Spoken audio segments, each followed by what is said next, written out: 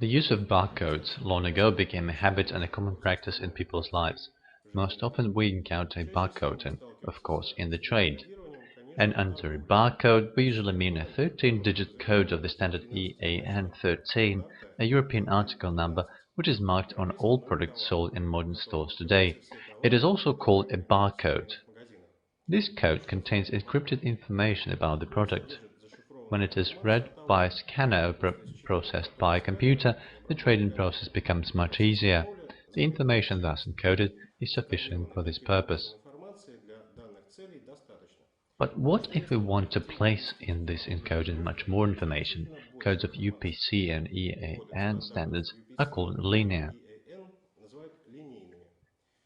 In order to codify more information, two-dimensional codes were created.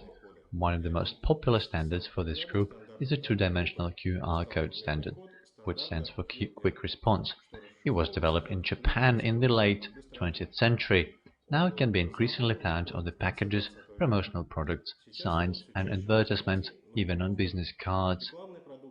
Using two-dimensional codes, and specifically QR, much more information can be encoded. The maximum is up to 7,049 figures. Letters can also be encoded, including Cyrillic, up to 4,296 characters, 2,953 bytes of information in a binary code.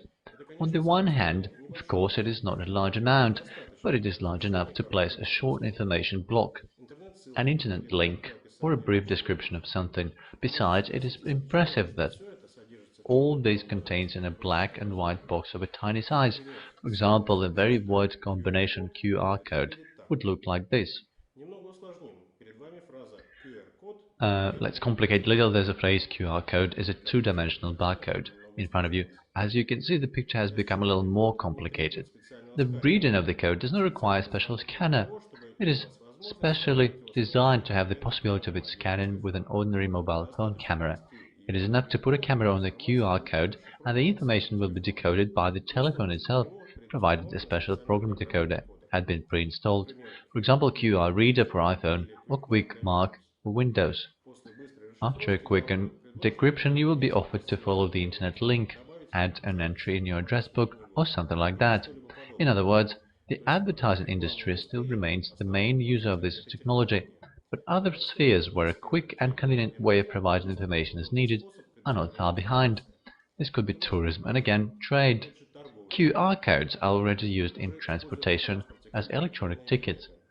By means of them, geographic coordinates and addresses in social networking sites can be encoded. In general, the use of QR codes so far is limited only by imagination. This technology is very popular and certainly with time it will become increasingly common and accepted.